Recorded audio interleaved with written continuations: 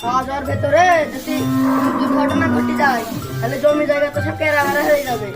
খাওয়ার আগে আমি কাগজপাতি নিয়েছি, জমিটা আমার নামে লিখে দাও।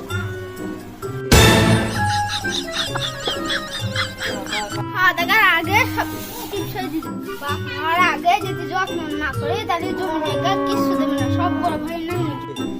বাপের তো বয়স হয়ে গেছে, জমি জায়গা যে কার নামে লিখে দেবে কিছুই তো বললে না। দেখি সে হারানটা দোকানে বসে আসছে। ভাত খাবো না, কয়দিনই পর বাঁচবো।